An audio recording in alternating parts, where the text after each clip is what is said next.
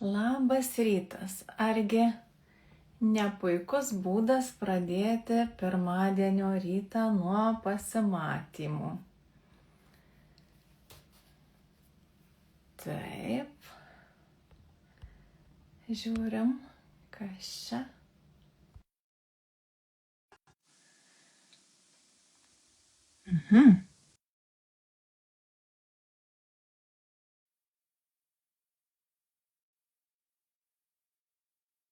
Laukiam mano pasimatymo. Labas rytas.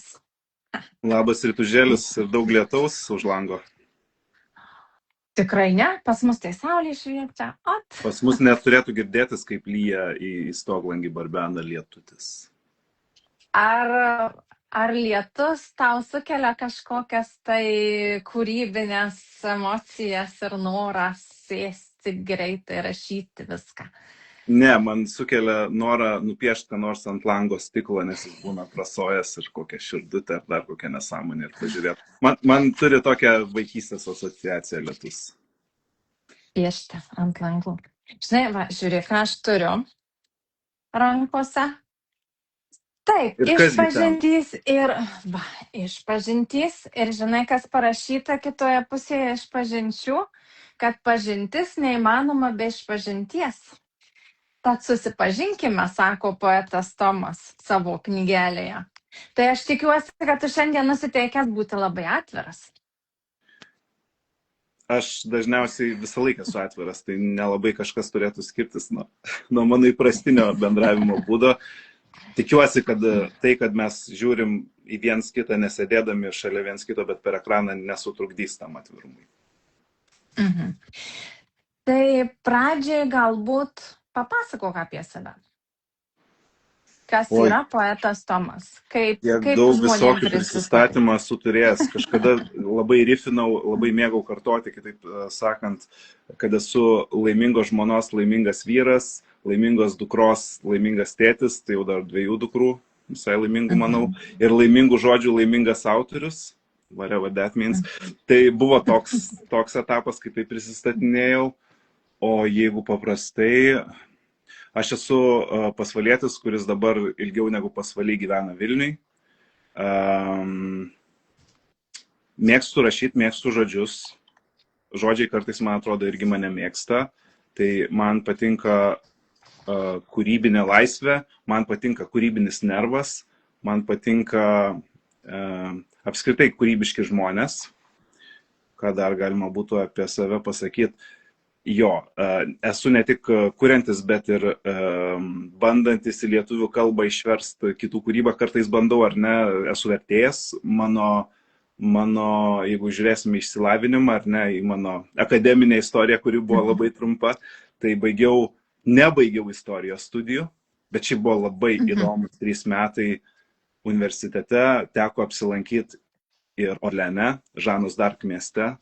Šiaip labai įdomus prisiminimai iš ten, nes ten teko laukinė Luaros upė, netoli ten yra Da Vinčio suprojektuoti François I, jo, tikriausiai François I rūmai, kur yra tokie nuostabus raiktiniai laiptai, kuriais eidamas 2 pusėm nesusitiksi ten ir taip toliau. Žodžiu, daug prisiminimų. Tai nebaigiau istorijos, mečiau 3 kurse. Kodėl? Nes ne mano, aš pasirinkau medievistiką, nes man jį buvo įdomesnė. Tiems, kas nežino terminų, medievistika yra vidurinio amžiaus istorija, viduramžių.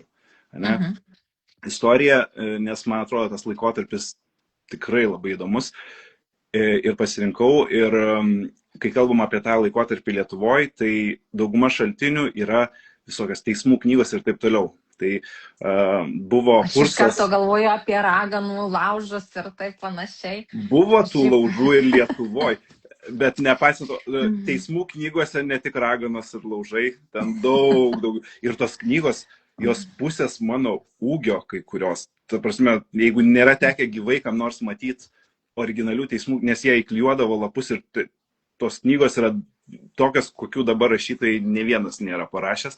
Žodžiu, didžiulės knygos ir teko mokytis slavų paleografijos kursą, kur, kaip perskaityti tas teismų knygas, nes dauguma jos yra rašytos ranka. Tai tada besimokydamas supratau, kažkur aš čia pataikiau, ne tas man įdomu ir nusprendžiau keisti. Ir tada perstojau Žodžiu, į iš lietuvių pradžių filologiją. atrodė labai romantiškai, Bet kai reikėjo pradėti o dirbti, paskui romantika supratau, kad baigėsi. gal aš kažką kito norėčiau dirbti ir kitaip. Tai vat taip atsidūriau Aha. lietuvių filologijos studijose, kurias baigiau. Tada padariau vieną iš tokių neblogų sprendimų savo gyvenime. Metus nieko nestudijavau. Po pirmojo bakalauro, pabaigto bakalauro, nes vienas buvo nepabaigtas, ar ne. Tada nusprendžiau metų pertrauką daryti ir iki šiol esu šventai įsitikinęs, kad abi dukras spausiu pasidaryti metų pertrauką po 12 klasės, nebent labai gerai žinos, ko nori. Man būtų visai pravertę po mano 12 klasės. Tai, ko nepadariau po 12 klasės, pasidariau po bakalauro.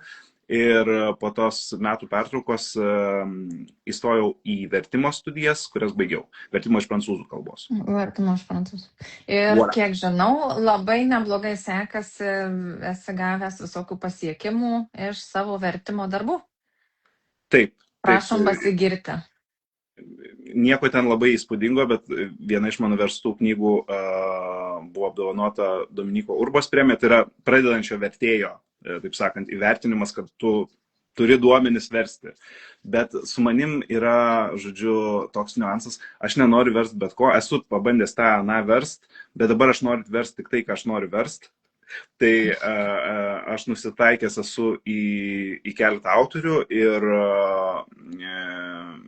bandžiau ir leidyklas sudominti, ne visas jas ten sudomino tai, ką noriu versti. Tai aš pasinaudoju Lietuvos kultūros tarybos teikiamą galimybę gauti vertimo stipendiją ir tada aš išverčiu tai, ką aš noriu ir publikuoju tai kultūriniai spaudoj. Dabar laukia manęs pora labai įdomių vyrukų.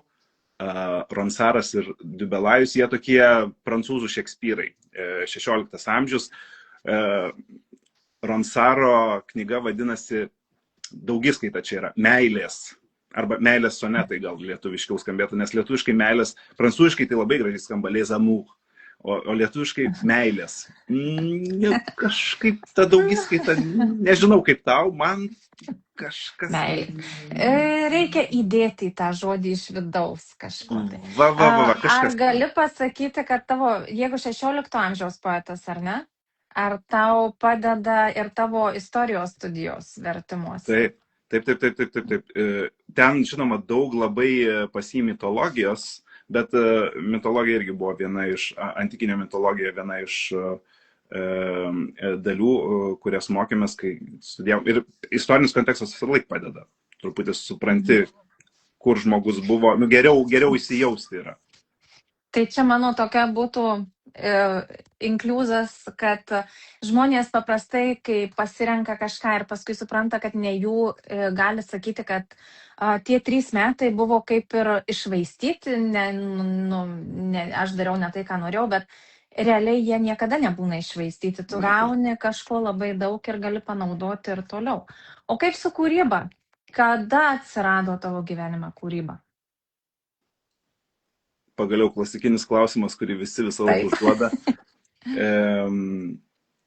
Aš visą laiką atsakinėdavau, kad viskas prasidėjo 10 klasėje, kai mokytoja davė užduotį parašyti sonetą, beje, sonetas. Tai su sonetais mane sieja kažkoks stebuklingas, magiškas ryšys tikriausiai. Beveik karvinas. Nerašau aš šiaip sonetų, bet sonetai yra suvaidinę reikšmingą vaidmenį mano gyvenime ir beje tie prancūzų Šekspyrai, kurias dabar kaip tik verčiu, jie irgi sonetus rašė. Nesmė. Esmė, aš visą laiką taip atsakinėdavau, bet vieną kartą pagalvojau, aš kartoju šitą atsakymą, kad čia 10 klasė, taip toliau, bet ar tikrai yra taip? Ir pabandžiau pasiknist paatminti ir supratau, kad ne, viskas prasidėjo dar tada, kai aš nelankiau mokyklos. Mano kūryba prasidėjo nuo anekdotų.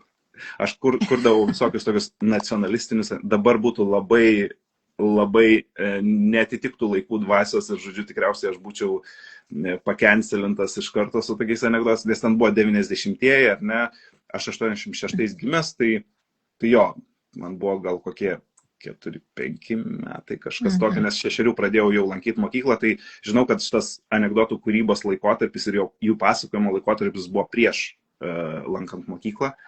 Tai buvo. Tai tu pradėjai nuo politinio stand-upo? Taip. Iš esmės taip. Prieš mokyklą. Taip, čia taip labai jau taip. Ir, žodžiu, tas angažuot, bet tokio su nacionalistinė Ar gaida. prisimeni ką nors? Detalių ne, bet žinau, kad ten būdavo apie lietuvius, lenkus, rusus ir lietuviai ten visą laiką ten laimėdavo. Žodžiu, buvo labai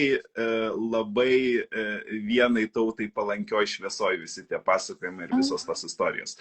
Ir atsimenu, kad juokdavosi artimieji, tai tikriausiai arba jie labai mane palaikė, arba gal tos istorijos kartais būdavo juokingos. Mes sakykime, kad jie labai palaikė ir kad istorijos buvo juokingos, bet iš tiesų įdomu labai. Darželinukas, kuris domisi politiką, ar ne? Keisti laikai 90-ieji buvo. Tu dar save pamini 90-aisiais? O taip. Ir kas vyko, pradžioj, kai ten buvo talonai, ten valiutų nuvertėjimai, dingę rubliniai indėliai, ojojoj, kokie laikai ten buvo, ten politikos neišvengsi, kaip ir šiais laikais. Tu klausi, ar prisimeni, kas vyko, tai buvo pati mano jaunystė, pats šėliojimas, pati paauglystė, tai man ne talonai rūpėjo, ten buvo smulkmenos, man rūpėjo pasimatymai, mados ir visa kita, kaip suvelt plaukus į kuo aukštesnį ten tą. Mes tada vadinam buvom kokas, dabar tai skamba tikriausiai vėlgi kažkaip tai įdomiai.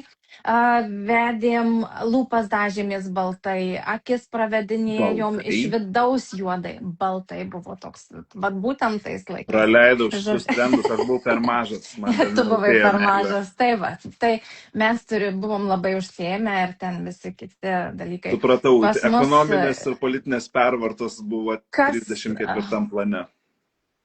Buvo ne visiškai tolimam plane, kadangi kai man paskyrė dėl regėjimo akių sanatoriją į Elektrėnus, buvo svarstymų, ar tikrai man važiuoti, nes prasidėjo blokada, šaltasis karas, buvo tokių pavojų, kad gali vėl čia kariuomenės ateiti, neteiti, bet aš vis tiek išvažiavau. Ir ten, aišku, užsiėmiau vėl pasimatymais. Tai man ten tos blokados visokios buvo, taip sakant. Pasimatymai mano gyvenimą atėjo vėliau.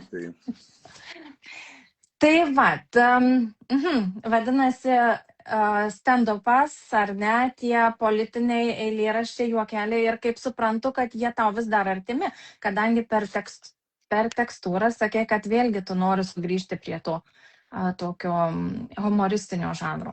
Taip, ir kažkiek to humoro, labiau kalbinio humoro yra mano kūrybai ir man jis patinka, jis gal vietum yra toks, kaip internetai sako, medinis, bet kiekviena forma turi savo klausytoją arba skaitytoją, tai taip, man tikrai įdomu yra patyrinėti, kas mūsų gyvenime sukelia šypseną. Man ir aš tikiuosi tiems, kas klausytų arba skaitytų irgi. Nes čia visą laiką, kai tu kažką tu kuri per save, tikrini, ar tai, kas sukurta, verta dėmesio per save, bet jeigu tau tai kažkiek reikšminga, dažniausiai ir kitiems bent jau potencialiai gali būti reikšminga. Kaip sako, jeigu tau tai svarbu, greičiausiai nesi toks unikalus, kad tai būtų tik tau vienam svarbu, žmonėm svarbus bendražmogiški dalykai. Na ir po studijų, tai kaip kūrybinis buvo visą laiką darbas? Apie profesiją, mano kalbant, aš pradėjau dirbti dar studijuodamas, niekam nerekomenduoju. Nežinau, kaip pati darai. Aš irgi pradėjau dirbti. Rekomenduotum? Visai aš rekomenduočiau, kadangi aš studijavau pedagogiką ir aš pradėjau dirbti mokykloje. Ir tada man studijos pasidarė labai svarbios, nes aš iš karto supratau, kas ir kaip, ką gali pritaikyti, vieną pratimą, kitą išbandyti metodus ir tada pasidarė aišku, ką aš veikiu studijose ir kaip tai veikia ar neveikia mokykloje. Tikrovė. Tai taip. Buvo sunku, bet jo, man suveikė. Bet čia toks gana specifinis dalykas, kad tu dirbai tai, ką studijavai. Tada aš suprantu, kodėl tai gali būti reikšmingiau. Beje, inkliuzas. Studijų laikais aš buvau įsitikinęs, kad noriu tapti mokytoju. Tada atlikau praktiką mokykloje ir supratau, kad esu per silpnas. Ne, kad ne, ačiū, aš šiaip man patinka ir dabar viena iš mano veiklų yra edukacijos, kurias vedu mokiniams ir įvairiausiams grupėms, bet kaip dirbėjau mokyklai, ten mėnesį, ten kelias pamokas pravedžiau, labai nerimta, ar ne, nes mokytojų krūvis yra žvėriškas, šiaip jau ir aš labai gerbiu kiekvieną mokytoją ir žiūriu, kiek jie atidirba, tai man plaukai šiaušiasi, kiek jie atiduoda savęs šitam darbui, bet ne apie tai dabar kalba. Aš supratau, kad žinok, aš tikriausiai nepatempsiu ir nelabai noriu patemti irgi. Žodžiu, kai jau reikėjo pradėti dirbti, kažkas to supratau, kad ne, gal aš kažkur kitur. Aš iš karto galvoju, kaip sistemos klaida, ar ne? Jeigu žmogus, kuris tikrai nori mokyti, kuriam patinka tai daryti, ir tuo labiau vaikinas, ko pas mus mokyklose trūksta, ir tikriausiai atsisakei to darbo būtent dėl krūvio, dėl spaudimo, dėl tų tokių biurokratinių dalykų.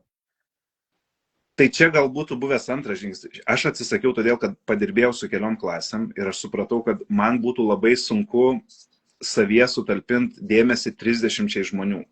Okay? Nu gerai, ten gali būti klasių dydžiai įvairūs. Bet... Idealistas. Ne, tikrai, man svarbus yra asmeninis dėmesys ir man svarbu yra pažinoti tuos, su kuriais bendrauju. Ir va ta dalis man, ta psichologinė dalis atrodė sudėtingiausia. Žinoma, tu bandai lietuvių kalbą, ar ne?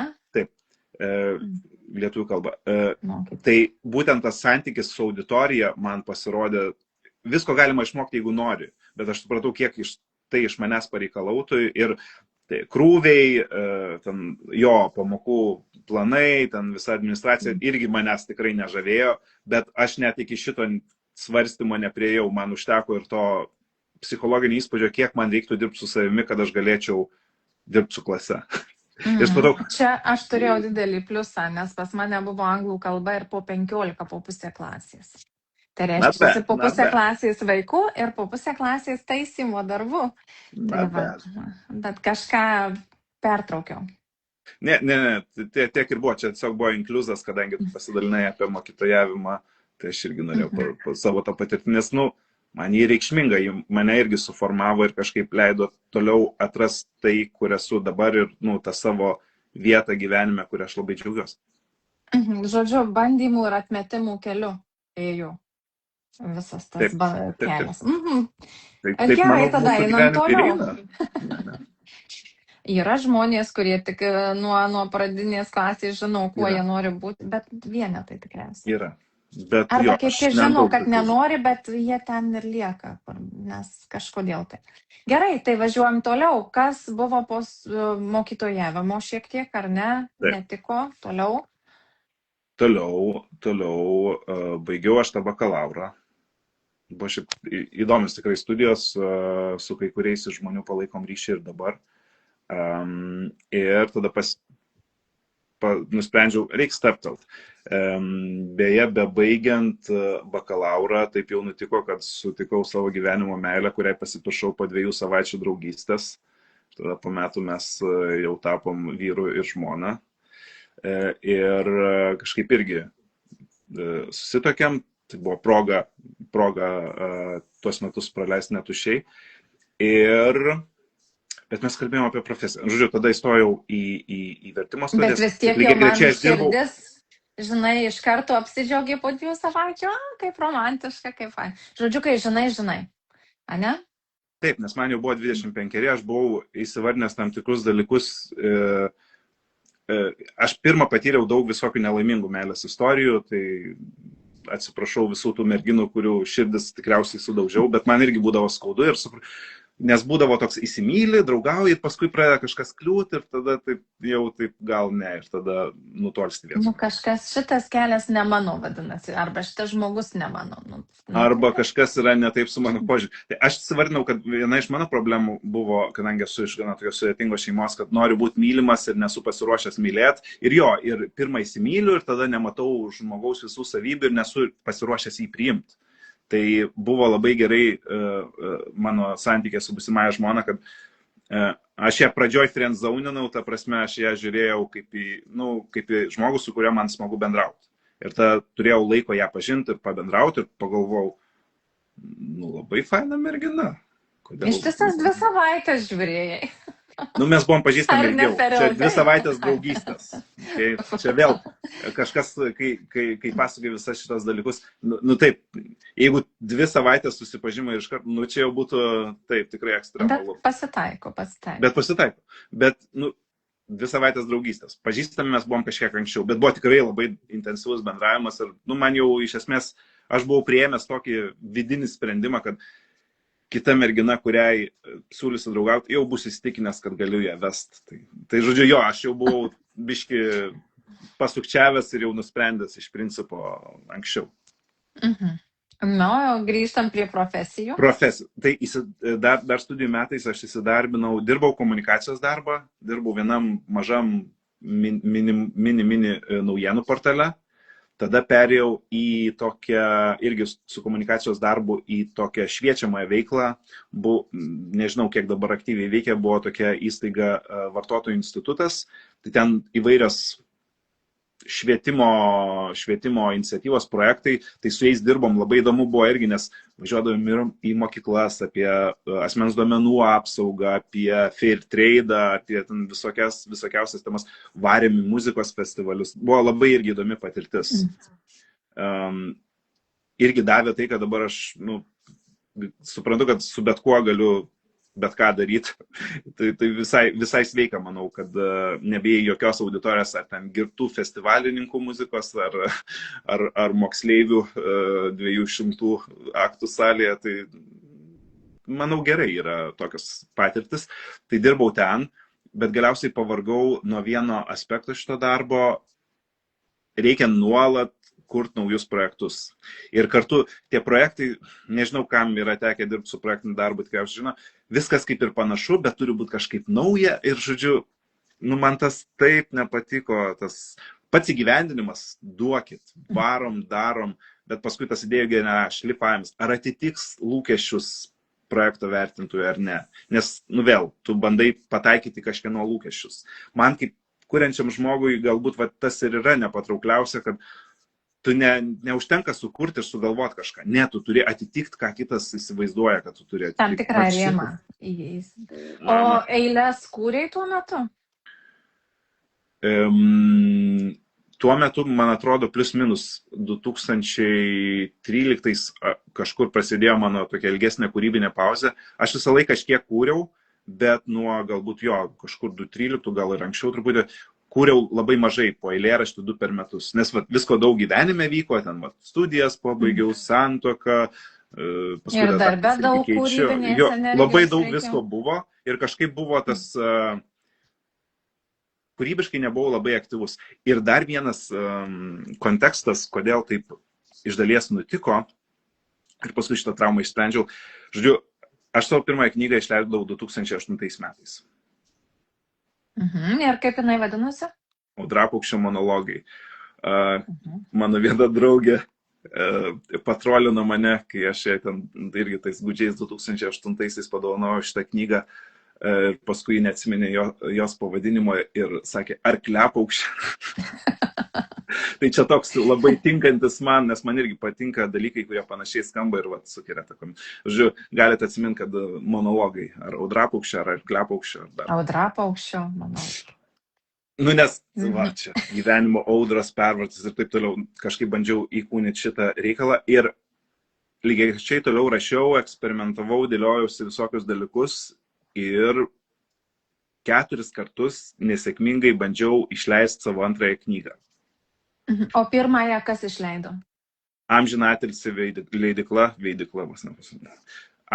leidykla Versus Aureus. Jie turėjo debiutų seriją, kuri buvo vienintelė konkurentė rašytojų sąjungoms irgi tai pirmosios knygos konkursui.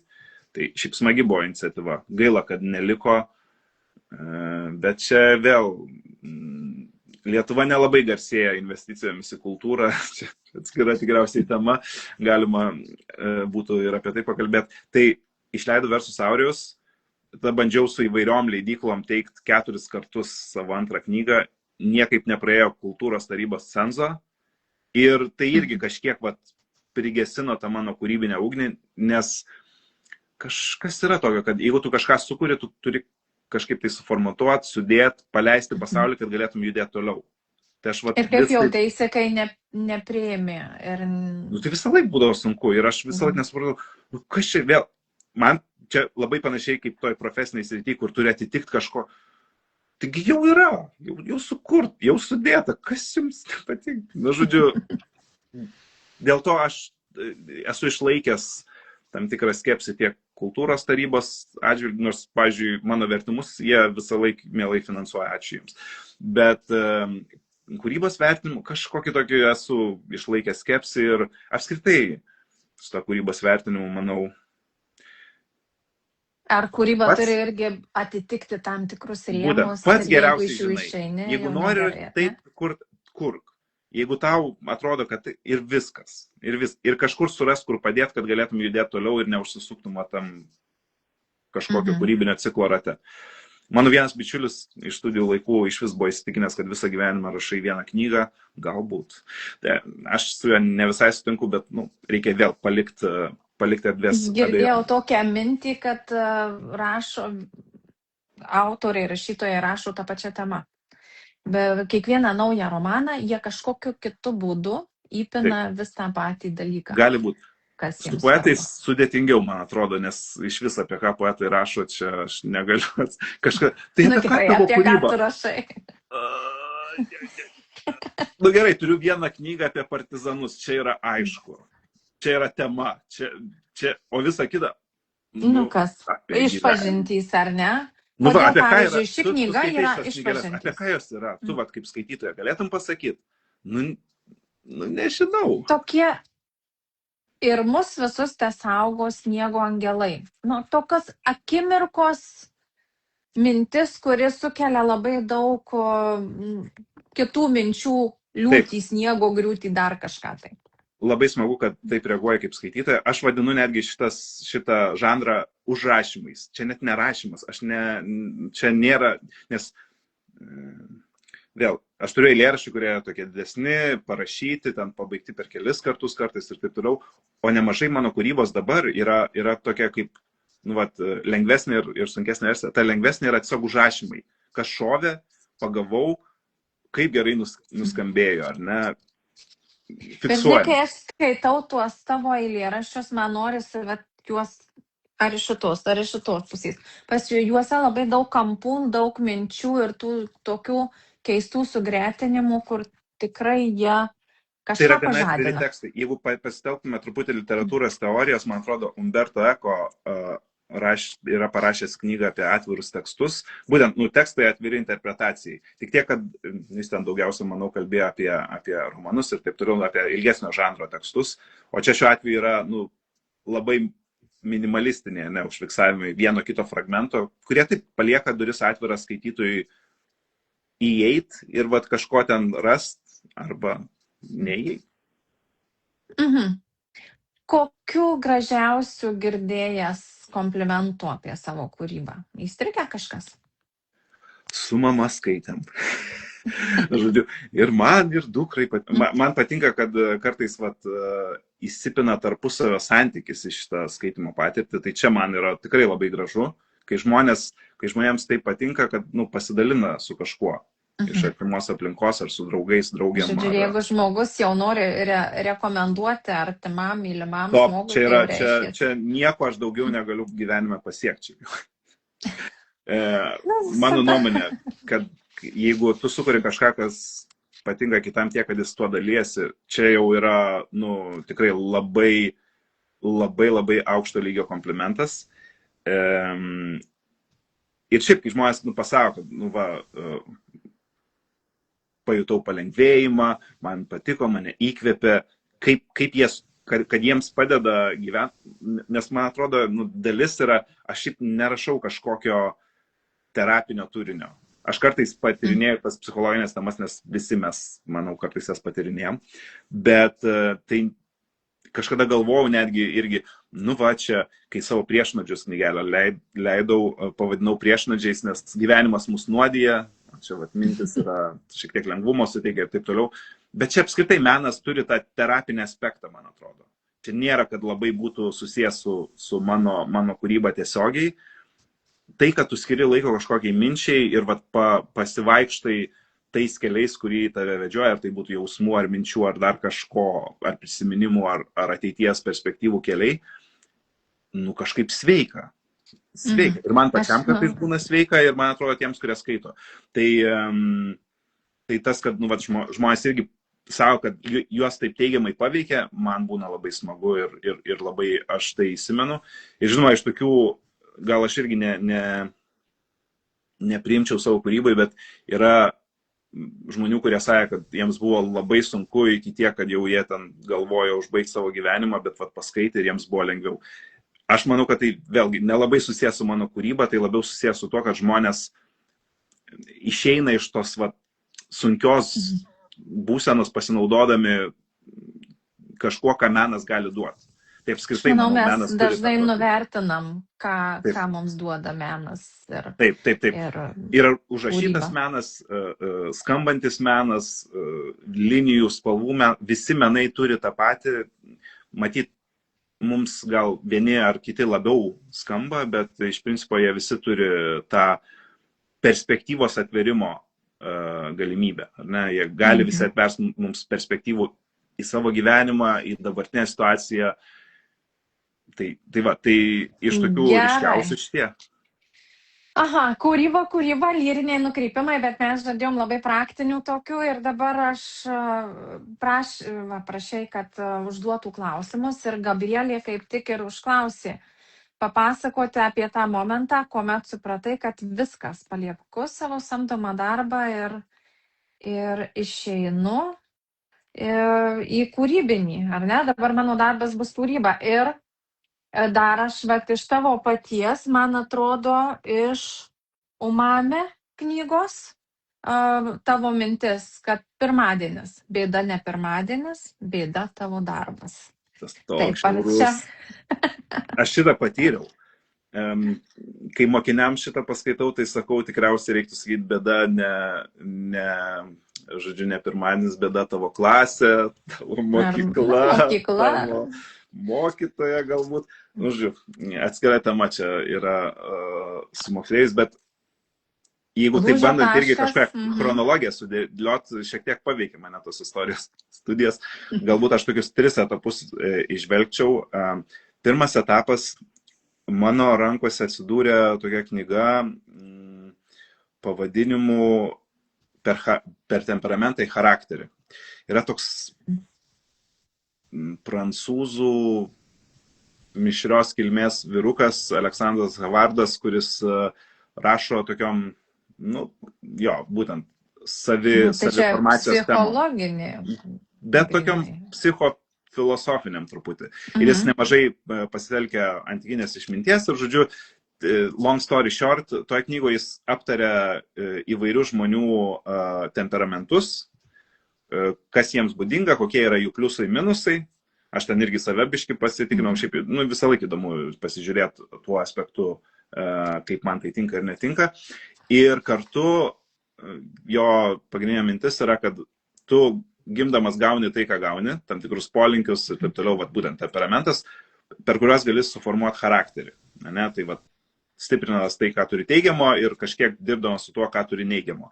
Bet ten buvo toks visai neblogas pratimas savo pašaukimui rasti. Ir tas pratimas yra iš 2 žingsnių, aš irgi kartais su tam tikrom auditorijom dalindavausi, nes man buvo labai reikšmingas, aš pasidariau tą pratimą ir tas pratimas yra pirmas klausimas, kas aš esu. Ir čia būtent įsivardint, kokios mano stipriosios savybės, silpnosios savybės, pasižiūrėti, kaip pats apie tai mąstau, pasiklausti kitų žmonių, tokie basic dalykai, bet labai, labai geras. Kas aš esu? Kokia mano istorija? Susimastom, iš tiesų. Labai, man tai buvo labai toks, labai reikšmingas ir sakau, aš dalinausi su visais žmonėm, kurie vienam ar kitam gyvename etape galvodavau, ką aš čia turėčiau veikti, ar aš tikrai esu čia, kur esu. Žiūrėjau, čia tie klausimai karts nuo karto iškyla žmonėms ir aš visą laiką siunčiu šitą, sakau, va šitą pasižiūrėk, vis labai geras, nes man labai gerai suveikė. Tai kas aš esu, kokia mano istorija, kokie reikšmingiausi įvykiai mano gyvenime buvo. Ir antras dalykas, koks yra iššūkis, į kurį tu jauti, kad norėtum aistringai atsiliepti. Man labai patiko tas akcentas, kad ne taip savo, tipo, čia kažkokia bėda, kur tu, bet kur tu. Ir aš tada tokį, žodžiu, kurti grožį, kuris įkvepia. Tokią savo misiją susiformulavau ir iš principo aš tiesiog savo pasitvirtinau, gerai, esu aš menininkas. Ir ką aš norėčiau gyvenime daryti, tą ir norėčiau daryti. Okay? Tai čia buvo toks vat, pirmas etapas, kur... Aš įtariu, kad labai daug žmonių svajoja, kad galėtų būti menininkais. Tiesiog neiti į darbą. Tai gal jie yra menininkai? Taip, bet iš tiesų vienetai tik išdrįsta tai padaryti. Todėl tu labai toks įkvepiantis pavyzdys. Aš tai mums labai įdomu, kaip tau sekasi. Kokie buvo žingsniai? Pirmas etapas, susivoki, kas esi. Ne? Ir tada žiūri, kad tikrai to nori. Jeigu taip yra, tai tada ir turi šitą liniją. Gerai, tai šitas buvo toks svarbus vidinis supratimas, ar ne? Antras etapas buvo... Kažkur pasiskaičiau ir kažkaip liko toks leitmotyvas, kažkas daro skaitimo atostogas. Ir kadangi vis tiek, taip, kadangi gyvenimas intensyvus, mes ten su žmona dukros susilaukėm, jada, darbai, žodžiu, šeima, viskas intensyvu. Ir sunku rasti laiko kūrybai. Viena vertus, man tai dovanoja tą tokį lakonišką išraiškos stilių, nes tos užrašymus, fiksavimus gali daryti belenkur, belenkada. Šauna, užfiksavai ir taip toliau. Bet, akivaizdžiai man to neužteko ir neužtenka. Tai aš tada pagalvojau, kokia gera mintis. Pasiderinau su žmona ir pradėjau daryti, kokius 3 metus dariau skaitimo ir rašymo atostogas. Kaip tai atrodo? Beje, tai manau prieinama visiems irgi, kai kuriems, kurie dvejoja arba savo neturiu aš laiko. Savaitės per metus negali rasti, kur gali pabėgti nuo šeimos ir pabūt vienas. Dabar daug žmonių šitai išgirdę užpyktų visiškai juodai. O dėl ko užpyktų? Kai pats savo negali leisti, kai susigalvoji labai daug priežasčių, kliūčių, tai tada ir kitas pasako, kad tu gali, tada žmogus labai pyksta. Ne, aš negaliu, čia man šeima, darbai, tada nieko nesupranti. Čia, tokia būna reakcija. Taip. Aš galiu gal tik pasakyti, kad labai suprantu ir aš irgi iš tų žmonių, kur savo nelinkęs leisti kažkokių dalykų, bet jeigu čia yra tavo gyvenimo centras, jeigu tu jauti, kad turėtum kažkokį, nebūtinai meną, kažką turėtum gyvenime daryti, tai skirk bent savaitę tam laiko per metus. Gerai, įgarsinsiu dabar, ką galvoja visa moteriškoji auditorija. O žmona skiria savaitę laiko atostogoms nuo šeimos, nuo buities, nuo darbų, savo, ką jie mėgsta daryti. Gal net ir daugiau. Pas mus yra skandinaviškas lygiavos principas. Dabar aš buvau išėjęs ir aš negaliu neįgarsinti, nes labai gerai. Tai čia šiuo atveju tikrai, žmona galės komentaruose patvirtinti ar tai. Man atrodo, kad mes esam gana gerai susikalibravę ir aš aš šiaip nesu linkęs netgi labai daug savo prašyti ir taip toliau, tai žmona mane net vietom ir padrasino, tai taip, aš jai duodu kiek jį, bet jį turi tą laiką pasimti. Jį žino ir jį šiaip pasima, ta prasme, jį išnaudoja ten kitiems dalykams, nemažai keliavo į įvairius muzikos koncertus, keliavo su savo seserimi, ten buvo vienoje šalyje, kitoje šalyje, praleisdavo pusę savaitę. Žodžiu, taip. Tai moteris būkit ramios. Tai galioja ne vyrams. Vidinės feministės, ar ne, jau viskas atsiduso. Bet nes aš bendravau šitą temą ir su menininkėmis, joms daug sunkiau atsitraukti nuo šeimos. Ir gal ne visą laiką jos turi tokį vyrą, kurios galėtų pabūti su tais, bet tai yra išsprendžiama. Jeigu tai yra svarbu, tai yra išsprendžiama. Man atrodo, gal aš naivus, bet man atrodo, kad tai yra išsprendžiama. Aš šitoj vietoje galiu pasakyti, kad aš pradėjau savo šitą galėti leisti tada, kai aš pati savo leidau. Kai aš leidau savo, kad aš turiu teisę atsitraukti nuo šeimos. Ir tai yra labai didelis slengstis vidinis, nes nuo nu, tas yra įkaltas moteriam, kad tu jau Taip, aš ten manau, mama, moteriams tai tai tu yra turi viską daug aukštesnė kartelė aukoti, negu atiduoti. vyrams, Jo, jo, būtent jo, tas jo. vidinis savo leidimas, nes, nu, nesugrius per savaitę. Per savaitę, nu, tikrai pagyvens Tiesą ant sakant, pusdeminių ir picos. labai yra dideli pliusai, kai palieki tėtį su vaikais, jų tarpusavio ryšys pasidaro daug glaudesnis, daug geresnis. Nes jeigu mama visada, tai ji toks tarpininkas ir vaikai retai eina tiesiai pas tėtį, eina per mamą. O vat atsitraukia ir leidži jiem tenai gamintis tuos savo Vieni picas, pliusai, hodogus ar ir dar pats gali veikti tai, ką nori veikti. Gerai, tai žodžiu, nuklydom nuo temos, bet labai svarbus buvo šitas pasidalinimas patirtim, manau, nes daugam tikrai gali būti tas psichologinis barjeras gana aukštas. Aš suprantu, bet tai yra tik barjeras.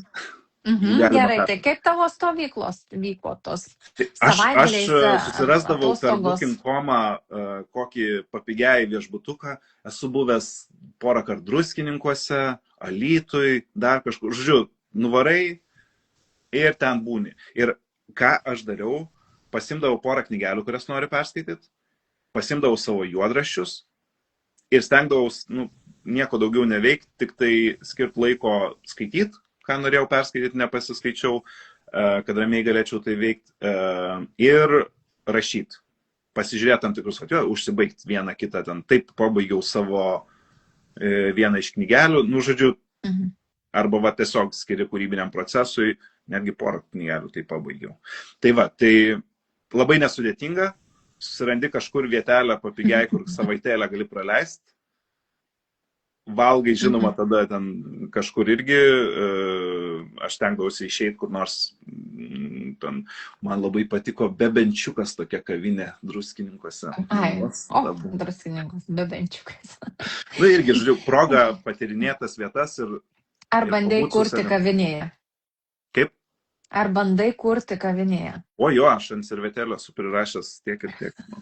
Ne, nu, mano formatui labai tinkama šitas.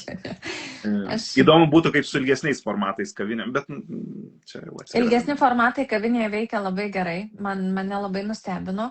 Aš galvoju, kad aš intravertė ir man reikia tylos, ramybės ir visa kita, bet kavinė veikia labai drausminančiai. Tu ten nenusikreipi. Jeigu atsidarai kompiuterį ir jame rašai arba į sąsiuvinį rašai, tai nesiblaškai, nes atrodo, nu vis tiek kažkas lyg tave mato, niekas neseka, nežiūri, bet, nu, va toksai ir nėra pagundos nusikreipinėti ten, ar skrolinti, ar dar kažką daryti. Tai, žodžiu, kavinės man veikia gerai, tik ant servetėlių aš, aišku, nerašau. Per mažai vietų. Tai gerai, žodžiu, ir per vieną iš tokių rašymo ir skaitimo atostogų susitikau su savo pažįstama, kuri šiaip labai yra gabi menininkė, bet neatsideda savo meniniai veiklai. Nu, čia atskira tema yra. Bet ji man pametėjo tokią mintį. Ji perskaitė knygelę ir, žodžiu, pasidalino 1000 tikrų fanų idėją. Žodžiu, idėjas esmė labai paprasta. Galima susirasti angliškai, jeigu kam domina, yra toks esė ta tema. Amerikonų rašyta, aš paskui irgi skaičiau tą esė, kartais irgi pasidalinu su pažįstamais, kurie yra arčiau meno. Esmė yra tokia, tau nereikia išgarsėti tam, kad galėtum gyventi iš savo kūrybos. Tau tai reikia susirasti 1000 plius minus, ten sako, vis tiek priklauso nuo žodžiu, šalies, ekonomikos ir to, ką kuri, kokia yra tavo kūrybos vertė, bet 1000 žmonių, kurie palaikytų tavo kūrybą tiek, kad norėtų arba ją reguliariai pirkti, arba kažkaip kitaip remti. Okay? Čia šiaip labai neblogai atitinka dabartinės visokias turinio rėmimo praktikas ir panašiai, čia labai įtakama. Ir aš paklausiau ir galvoju, kokia nesąmonė, ką tas amerikonas sugalvoja, koks čia briedas šitą idėją. Tai mano pirma reakcija buvo visiškas neigimas. Nesąmonė čia. Grįžau aš iš tų skaitimo rašymo atostogų, toliau čia sukuosi kaip voverė savo ratelėje, darbas šeima, ir taip jau man nelabai malonu, nes matau, kad sudėtinga su kūryba tokiu tempu gyvenant. Ir grįžtu aš prie tos idėjos ir galvoju, pala. O kaip tai galėtų atrodyti Lietuvoje? Ir visas tas mąstymas vyko kažkur 3., 4. plane, nes pirmam plane čia darbas, šeima, čia viskas taip toliau. Bet taip kažkur ten ta mintis sudygo, įleido šaknis ir ten auga. Ir paskui pradėjau galvoti, ką būtų galima čia pritaikyti Lietuvai, nes viską reikia lokalizuoti, ar ne? Ir viskas prasidėjo nuo pirmasis elementas tokio, kaip galima atsidėti kūrybai ir gyventi vien iš kūrybos buvo, Lietuvoje tu kaip menininkas esi ir paramos gavėjas. Gali būti ir paramos gavėjas. Menininkai gali būti remiami 1,2% gyventojo pajamų mokesčio. Viena iš kategorijų žmonių, kurie gali remti šuniukų prieglaudas, kačiukų prieglaudas, gali remti visokias viešasias įstaigas, ligoniukus, raudonas nosis, visos ankstukus, žodžiu, begalę gerų dalykų ir menininkus. Nes menininkas yra be galo geras ir svarbus dalykas. Ir kartu visiškai nereikalingas, tai kartais ta konkurencija žiauri, nes žmonės nori prie socialiai jautrių dalykų prisidėti. Nereikalingas. Visada aš noriu duoti tą pavyzdį, bet įsivaizduokit tą pasaulį be menų. Visiškai. Be jokio menų. Be šitų knygų lentynos, be šito paveikslo, be nieko. Tuščiai. Kaip tada mes gyvensim? Ir tada gyvensim Arbeit macht freit, išlaisvins mūsų vien darbas. Esmė, turiu galvoti, kad vis tiek, kai tu vertini, pavyzdžiui, ar skirt kažkam padėti, ar išgydyti ir kažkieno kūrybiniai veiklai, vis tiek yra toks truputį socialinis niuansas, kurį aš suprantu, bet ne apie tai. Tai ir aš pagalvojau, čia gal būtų galima pritaikyti tą 1000 fanų, tikrų fanų koncepciją. Ir galvoju, gal ir galima, gal reikia pabandyti. Ir taip pradėjau iteruoti ir žaisti su šitą idėją. Nes pradžioj, kaip dauguma šiaip tų menininkų, kurie turi menininko statusą ir paramos gavėjo statusą, beje, kaip gauti menininko statusą, gal kažkam yra aktualu, turi priklausyti menininkų sąjungai, aš esu rašytojų sąjungos ir vertėjų sąjungos narys, žurnalistai beje irgi yra menininkai. Tai priklausyti kažkokiai sąjungai, kas nėra taip sudėtinga, jeigu kažką gyvenime darai, arba turėti kūrybinį portfolio, kurį pateiki kultūros ministerijai ir tada tave patvirtins kaip menininką.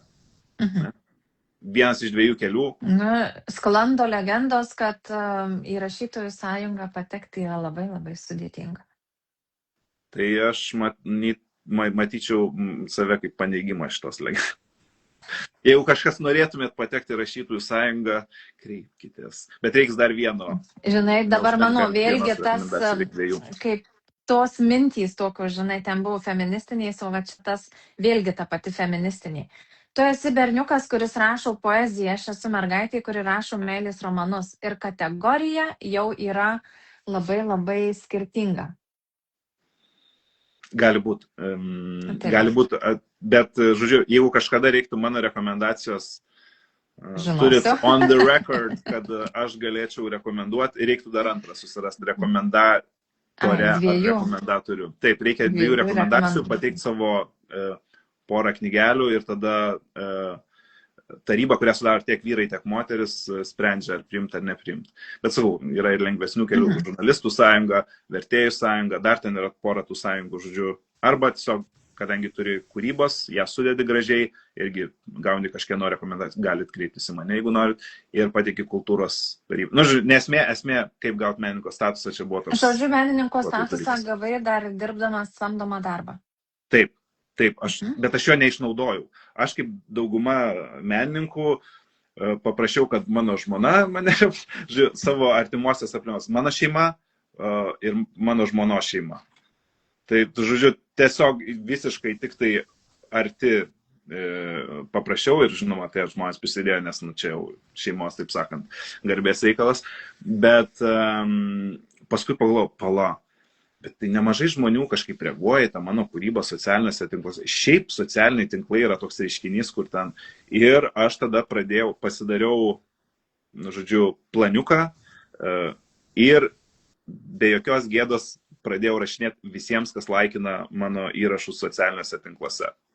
Su ta idėja surinkti žmonių tam tikrą skaičių, kurie prisidėtų prie mano kūrybos 1,2%. Ir žmonės, kaip jie reagavo į tai? Tai yra 3 dažniausios reakcijos, gal 4. Pirma, niekaip nereaguoja, net nepamato tos žinutės, nes čia atskira tema, kaip mūsų technologinis kalėjimas veikia. Žodžiu, niekaip arba nepamato, arba niekaip nereaguoja. Tai čia pirma stambi Nes kategorija, labai daug stambiausia. informacijos ir Taip. tiesiog pasimeta visą Taip. metą. Arba į spamą nueina, nes tu rašai žmogui, su kurio neturi to virtualios draugystės. Esmė niekaip nesureaguoja. Antras, sureaguoja, bet kažkam jau skyrė. Labai dažnai ir, kaip sakiau, yra labai daug gerų iniciatyvų, prie kurių prisideda ir visą laiką tokiems žmonėms pasakau, super, labai gerai. Džiugu, kad jau yra prasmingai panaudotas. Nes vėlgi, jeigu žiūrim į statistiką, labai daug žmonių 1,2 procentų yra nepaskyrę. Man atrodo, apie 50% lietuvių nepanaudoja šitos paramos formos. Ten čia VMI statistika, aš dabar neatsimenu detalių skaičių, bet tikrai nemažai žmonių niekam neskiria. Tai antra kategorija, kurie jau kažkam paskyrė. Vienas kitas atsiranda, kur, bet tavo kūryba tokia faina, gal kitais metais tau paskirsiu. Man patinka šitie, žinau. Ir tada yra tie, kur nori prisidėti. Ir paima ir paskiria. Taip. Ir čia irgi klausimas, norėt prisidėti ir prisidėti, vėlgi ten yra atskira tema, bet jau nori prisidėti, jau gerai, jau tikrai beveik garantuota, kad prisidės. Ir paskui yra, gal ketvirtoji kategorija, kur žmonės palaiko kažkokią kitokią formą. Nes dalis mano irgi skaitytojų yra mokytojai, tai jie pasikviečia mane į savo mokyklą, arba ten kažkam rekomenduoja. Ir ką tu darai, nuvykęs į mokyklą? Taigi, mano dabar veikla yra labai paprasta. Aš startavau šitas veiklas rudenį, tai pasinaudojo Kultūros paso platformą, nežinau, mačiau, ten nemažai menininkų ir rašytojų yra, jeigu kažkam įdomu, gali pasidomėti, bet iš principo Kultūros pasas yra iniciatyva, kur Kultūros ministerija skiria mokykloms pinigų įvairioms kultūrinėms veikloms, ar tai būtų į spektaklį nukeliauti, ar tai būtų rašytoją pasikviesti, ar tai būtų dar kažkokią įdomų dalyką nuveikti su moksleiviais. Tai aš ką darau, turiu iš principo 2 ten formatus. Pirmas, poezijos dirbtuvės nerašantiems poezijos. Šitas geriausiai eina. Vaikams patinka. Mokytojams patinka, vaikams patinka, man patinka. Čia aš nežinau, kada būna gyvenime tokių sutapimų, kur visoms pusėms patiktų.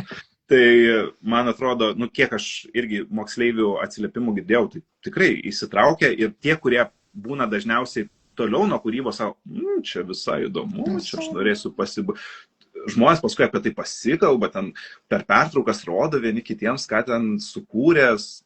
Būna tikrai labai įdomu. Vaikai kuria eilėraščius, per pertraukas dalinas, rodo vieni kitiems. Čia kažkokia utopinė Lietuva. Taip, visiškai. Tai aš kartais tikrai nustembu, nes aš nustebiu, kaip reaguoja, man pačiam yra įdomu. O tos dirbtuvės atrodo labai paprastai, aš naudojosi išbraukiamosios poezijos techniką, pasiimam, mes nieko nerašom. Pirmas, taip sakant, dalykas, mes pasiimam lapų iš senų arba nurašytų knygų ir keli žodžius pasirinkę sudėlio mintį, eilėraštį. Visą laiką būna žmonių, kurie labiau kažkokį pasakojimo fragmentą sudėlioja, kažkas sugeba net anekdotą išlaužti, kažkas surimuoja. Mane tas tu turi svetimų žodžių ir tu juos dar surimuoji. Nuostabu. O kažkas jo parašo tokį labai poetišką tekstą. Aš atsimenu iš tokių citatų, nes labai giliai įstrigo, Dievas ten nori būti tuščia taurė. Oho. Antrokas, pradinukas. Žodžiu, ten būna tikrai tokių mistiškų patirčių. Kartais mes labai neįvertinam savo vaikų. Ten yra labai gabus, labai įdomus, auga jaunosios Lietuvos, žodžiu, atžalynas. Tai va tokia veikla. Atsakiau į tavo klausimą tikriausiai. Gerai, tai sakei, ten buvo menininko statusas, buvo atostogos kūrybinės ir skaitimo. Ir buvo tas pats lūžio taškas, kur sakei, viskas metu tą darbą ir einu būti menininku. Taigi, kai aš pradėjau rinkti savo tą 1000 tigrų fanų bazę, pamažu supratau, kad, aš manau, kad aš pasirengęs. Aš ar manau, kad aš dabar, pasirengęs mes vėlgi, darbą. inkliuzas, ar jau turi 1000 tikrų fanų? Kaip juos Priklauso, kaip suskaičiuoti? skaičiuosi, bet skaičius yra mažesnis negu 1000. Bet aš jau turiu tiek žmonių, kurie viena ar kita forma prisideda, kad galėčiau gyventi vien iš kūrybinės veiklos. Va toks yra atsakymas. Bet čia padrasinimas visiems kitiems. 1000 nėra daug. Jo, nes jeigu kažkam įdomu, kaip atrodo tas mano pyragas, ir beje, aš kai pats pradėjau daryti, buvau šventai įsitikinęs, kad kiekvienam kuriančiam žmogui dabar rekomenduosiu, jūs irgi tą patį darykit, bet tie kuriantys žmonės, vis tiek jiems kūryba yra svarbiau ir ne visi nori užsiimti galbūt, nes čia yra nemažai ir tokio administracinio darbo, tu turi susigalvoti sistemytę, nes mano ta sistemytė, mano apskaitimas atrodo, kad būtent 1,2%, tai parama menininkams, ir kokio darbo tai reikalauja, kai žmonės įrašus mano pamėgsta, sureaguoja, pakomentuoja, tai aš visiems naujiems parašau, hei labas, ar galiu paklausti, va čia aš toks ir toks, ar skiri kažkam, ar norėtų man paskirti. Long story short, tai vis tiek yra, tai nėra labai daug laiko, bet tai yra darbas, tai yra kontaktavimas su realiai žmonėm, būna ten tokių, žinok, klausia apie įdomesnės reakcijas, būna nepaslaptis, mano nemaža dalis skaitytojų yra damos. Jaunesnio, vyresnio amžiaus įvairios damos, žodžiu, nuostabios moteris ir merginos. Ir kartais parašo koks jos draugas. Kodėl tu čia parašai? Arba jos vyras. Kaip? Kodėl tu rašai mano antrąją pusę? Aš turiu klausimų apie jūsų santykius, bet jų neužduosiu. Iš tiesų grėsmė didelė. Tu čia su žodžiais labai laisvai varijuoji, žinai, gali meilės eilėraštį parašyti, visokių komplimentų prisakyti. Pavojus didelis. Aš tuos... Aš irgi juos suprantu ir ką norėjau iliustruoti, kad taip tas ėjimas į tiesioginį kontaktą su tai žmonėm, kur skaito, gali taip visai keistai pasisukti. Tai tikrai suprantu, kad menininkai nemėgsta tiesioginių kontaktų. Bet iš principo aš manau, kad turėti menininko statusą, gauti paramos gavėjo statusą, bet yra atskiras žingsnis.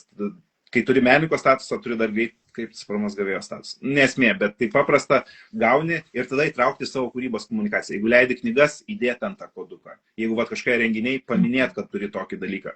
Kartu galiu pasakyti, kad pas tave viskas yra, va čia kontribucija tvarkingai. Aš praktikuoju, ką pričinu. Prisidėk. Kodukas yra, taip. Ir postskriptumas, jeigu kažkam patiko kūryba, prisidėk. Tai čia 1,2%, turi ir kontribui, bet ten, tiesioginio rėmimo platforma, kur rėmėjai gauna mano knygas, bet ten nėra labai daug žmonių, 30 žmonių, kas yra šiaip vis tiek labai faina mano nuomonė. O tu ten rašai kažką, sakysim, tekstus, kažkokius dedi? Pradžioj dariau audio įrašus, bet paskui aptingau. Reiktų matyti, ką nors daryti. Palauk, tavo buvo komplimentai, ar ne? Tai, ką mes dabar darom ir čia kalbamės, aš norėčiau tai irgi išvystyti ir turėti tokius pokalbius žodžiu, vadinčiau juos su žmonėm, kurie man irgi įdomus. Bet, aš jau dabar pradedu galvoti, va tokia pertraukėlė. Kažin, ar mums nereikės irgi antro pokalbio padaryti, nes mes jau valandą laiko tarškam. Jo, reikia pabaigti apie dar net neprisikasi prie darbo metimo. Tai 1,2%, tada pradžioj buvo kultūros tarybos įvairios ten stipendijos, nes, sakau, mano vertimus jie gana drąsiai finansuoja. Ir darbas su bibliotekom, ten renginių vedimas, moderavimas, kalbų sakymas, nes teko porą renginių sudalyvauti, jiems patiko, man patiko. Tai taip pradžioje atrodė pyragas, o paskui šitą dalį dar įsiterpė, nes susivokiau, kad labai geras dalykas yra ir man pačiam yra įdomu ir tai tam tikra prasme yra grįžimas man patinkančių formatų prie mokymo, nes vis tiek edukacija yra, bet tas toks labai lengvas pamokymas, ar ne, kultūros paso veiklos ir tos edukacijos, kur vedu mokyklose. Ir iš viso to susidėlioja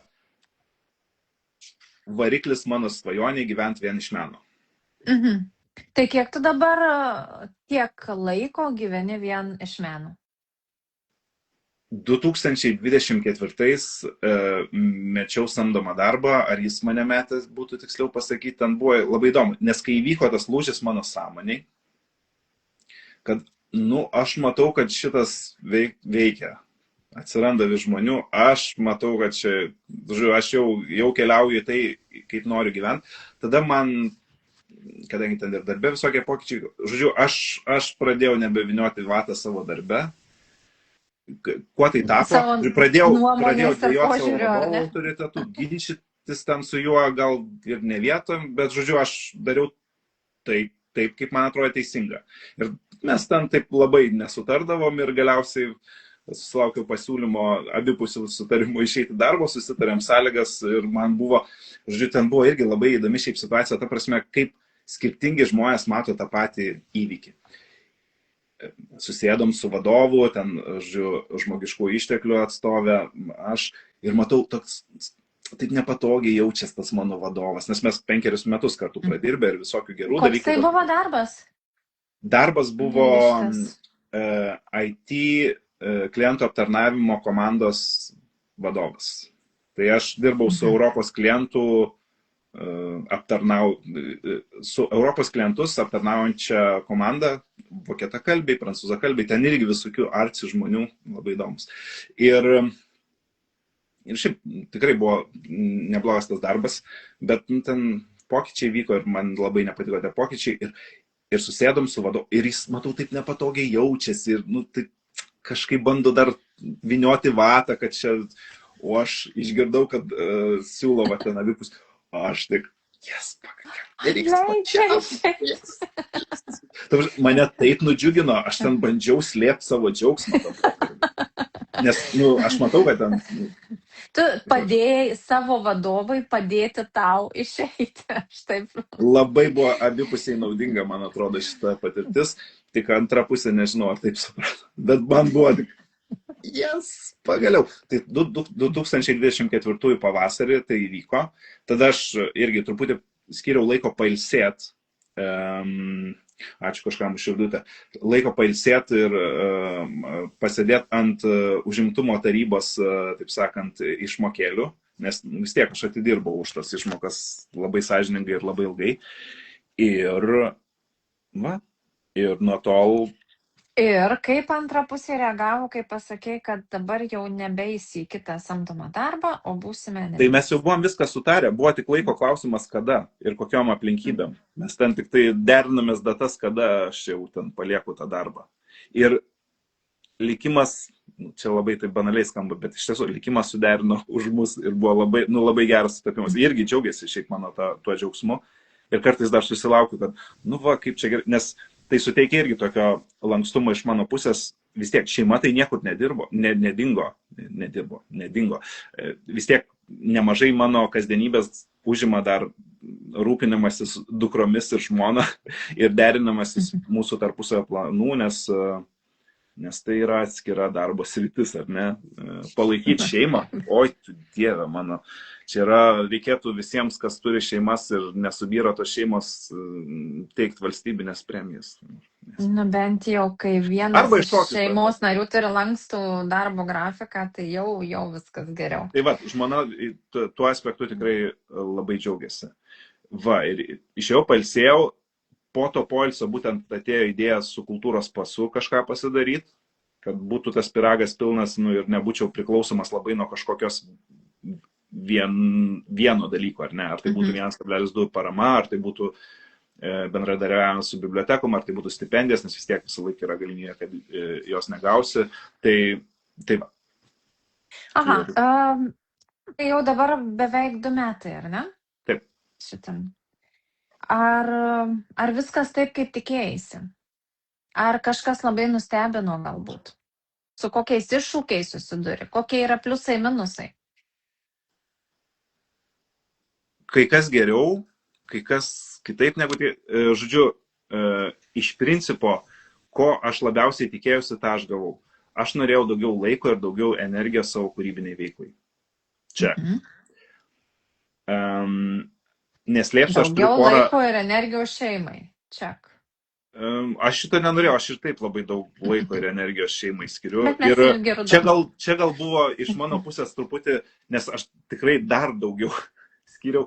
Aš norėčiau truputį šitą kalibruoti ir prilaikyti, nes, nu taip, šeima manim irgi remiasi, nes, nu, aš laisvesnis ir taip toliau, bet, nu, aš ne tam išėjau iš samdomo darbo, nes aš ir taip tikrai labai daug ir dirbdamas, žodžiu, viena iš tokių gražių tradicijų, kurią turėjom, kai turėjom dar tik vieną dukrą, po darželio penktadieniais ją ten pasimdavau pas save į darbą, į ten spalvindavo, sėdėdavo, klausydavosi savo tinklalaidžių ir taip toliau. Nu ir kartais dar, tėtė, atsimeni, kai mes penktadieniais popiet eidavom. Žodžiu, jai ten iš vis, žodžiu, buvo labai gera patirtis, man irgi smagu, kažkiek ir su ją pabūdavom, ten kartais dar kažką pažaisdavom, bet nu, daugiausiai aš ten dirbdavau, o jis sėdėdavo. Bet jai buvo taip gerai ten, nes pabendraudavo amerikoniškai, ten angliškai su mano kolegom, kalbėdavo ten su kažkuo iš Amerikos, savo chatina angliškai. Nu, žodžiu, man irgi būdavo įdomu pamatyti ją visiškai kitoj šviesoj. Tai gavau daugiau energijos ir laiko savo kūrybiniai veiklai, faktas. Netikėtai atsirado tas kultūros pasas, kuris mane vis dar labai energizuoja, nes ten tu pamatai, kaip žmonės parodo savo kūrybiškąją pusę. Daugiausia moksleiviai. Viena iš sričių, kur aš tikrai norėčiau irgi daugiau tyrinėti, nes esu vedęs suaugusių žmonių auditorijoms, ten porą bibliotekų, vienam verslininkų klube, taip toliau, bet šitas dar nėra įsivažiavę, bet dirbti su suaugusiais žmonėm ir dirbti vienam gimtadienį netgi esu vedęs šitas dirbtuves labai gerai su jie tam gimtadienį. Čia suaugusiems ar vaikams? Taip, suaugusiems. Nu, ten buvo mišri auditorija, bet suaugusieji daugiau pasiėmė iš šito. Viena moteris ten pasiėmė, sako, čia apie mane tas tekstas. Aš įsidėjau. Nu, va tokie prisilies prie to, kaip žmonės patiria kūrybą ir paskui, nu, jiems tai yra reikšminga, man labai yra įdomu stebėtojų būti šitų procesų. Pamatyti, kaip jų akys uždžimba. Nes šitas buvo iš principo nelabai planuota iš anksto. Aš tiesiog pagalvojau, nu, dar kažko čia trūksta, va čia yra tokia galimybė, pabandom, prisiminiau, nes aš šitą techniką buvau labai pamėgęs gal 2012-2013. Nu, žiūrėjau, čia prieš kurį laiką. Paskui aš jos nelabai praktikavau ir dabar buvo grįžimas prie jos, pagalvojau, o ką aš galėčiau pasiūlyti. Man būtų šitas įdomu, reikia ir kitiems pasiūlyti, nes gal bus įdomu. Ir buvo įdomu ir tikrai matau, kad būna įdomu. Tai šitas buvo toks netikėtas atradimas, ne? Ir kas dar iš tokių pliusų, minusų, man mažiausiai patinka tas administracinis darbas, nes vis tiek aš turiu kažkiek palaikyti ryšį su tai žmonėm, kurie prisideda kažkaip. Aš pats leidžiu savo knygas ir dalinu jas savo rėmėjams. Beje, mainų sistema pas mane yra, jeigu galima tai vadinti mainais, nes nu, nelygiaverčiai vis tiek tai yra mainai, bet aš visiems, kas prisideda prie mano kūrybos, dovanoju savo knygą. Tai aš pats išleidžiu tą knygą. Kiek dabar jau knygų esi išleidęs? O Dieve, laimingai knygų neskaičiuoju, aš mėgstu sakyti, bet man atrodo 8 iš kažkas tokio. Reiktų suskaičiuoti. Su ta pirmąja, kur aš nepats leidau, dar vieną irgi apie partizanus irgi nepats leidau, nu, tai tas skaičius tai toks. Nu, toks jau gan jau taip jau artėja prie apvalaus skaičiaus. Tai. Ar dabar jau kažkokie, pliusai, minusai? Jo, pliusai, minusai, tai va, tas administracinis darbas man nepatinka. Jeigu aš galėčiau turėti asistentą, jeigu aš turėčiau tiek pinigų, kad galėčiau samdyti žmogų, kuris daro tos administracinius darbus, tai tą ir padaryčiau, bet kita vertus, nu, nieks geriau nepadarys negu aš, nu, nes, nu, čia man, tai žodžiu yra toks gal ne tai, kad labai ryškus minusas, bet dalykas, kur tu turi tiesiog, nu, čia irgi padeda tam, kas man patinka šitam gyvenimo etape ir šitam gyvenimo organizavime aplink kūrybą, tai aš kažkaip taip per daug nesureikšminu, nors man tai nėra labai įdomu ir, nu, tai tiesiog turi būti padaryti darbai. Dar čia Gabrielės klausimas apie tą pliusus, minusus. Ar tapęs full-time kūrėjų nepajutai, kad kūryba stringa? Galbūt samdomas darbas padėjo kūrybiškumui, bet jį palikus atsirado laiko, bet nukentėjo kūrybiškumas. Žodžiu, ar samdomas darbas neskatina kūrybiškumo, ar šitas laikotarpis, kaip tu būtent gyveni iš tos veiklos, neuždeda tam tikros spaudimo, įtampos, kad tu dabar jau čia turi padaryti kažkaip tai labai daug, labai gerai, labai... Man kažkaip nebuvo tokio ryškaus pokyčio, nes sakau, aš kaip tas pokytis prasidėjo dar prieš paliekant darbą ir jis toliau vyko. Aš turiu dar planų, kurių neįgyvendinau. Ką aš tikrai labai sėkmingai pasidariau, tai susidėjau viską iš savo backlogo, išsileidau tos dalykus ir pasibaigiau tos dalykus, kuriuos norėjau pasibaigti dar prieš palikdamas savo darbą. Tai tam padėjo labai turėti daugiau energijos ir laiko.